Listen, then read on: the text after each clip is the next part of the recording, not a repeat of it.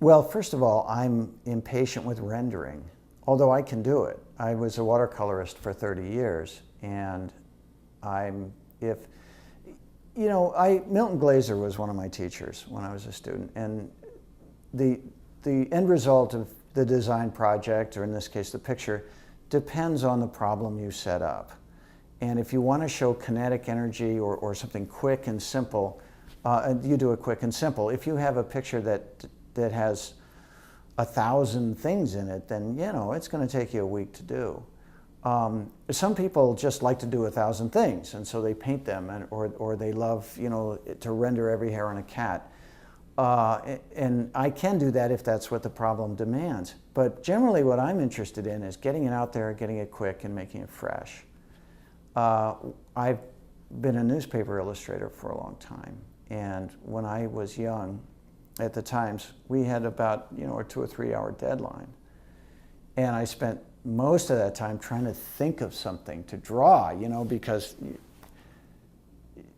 you're doing a political article and it's going to go to press in a couple of hours, and you have to do something clever, or you're going to look bad, and hopefully you're going to do something just great, and so the thinking part is a big part of it. So the drawing becomes kind of an exercise, kind of thought to paper. With the WOW books, it was very much like that, trying to keep the energy in that kinetic part. The way I do it now, I actually do several different approaches. I sort of evolve. But when I do an editorial drawing, I do a very quick sketch. And I use a Mont Blanc pen.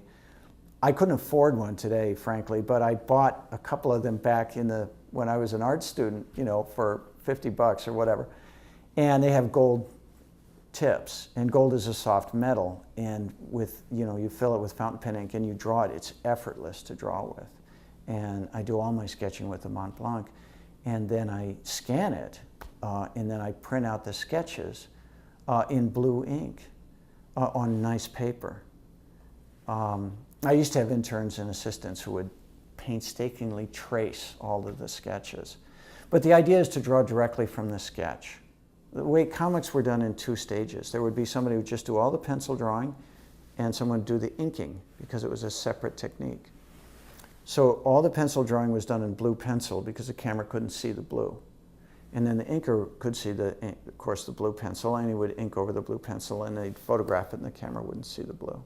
So I print out all my drawings on really nice watercolor paper now in blue. And I do all of the ink on top of the blue pencil. So in other words, what I'm saying is I try to keep the energy of the original sketch, not by redrawing it, but by actually drawing from the original sketch. In the 80s, I did a lot of painting. And I had friends like Kiki Smith and Becky Howland and fine artists that were really interested in political work. And I'd done a lot of political work with my illustration. And I wanted to find a way that I could do political narratives as fine art, as gallery work. And so to do that, I thought, well, what is the bare essence of illustration? So I started with just a ruined brush, India ink, and watercolor paper. And I went around the streets and collected overheard phrases. And I illustrated these overheard phrases.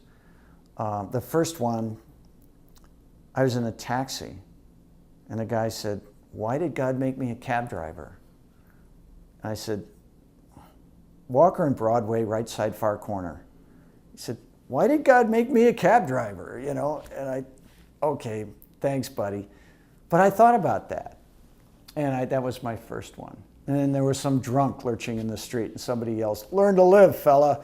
So I illustrated that. And then I illustrated as many as I could think of in single words, and then I did lyrics from rock and roll songs, and I had hundreds of these black and white drawings, and they were done in about 2 minutes.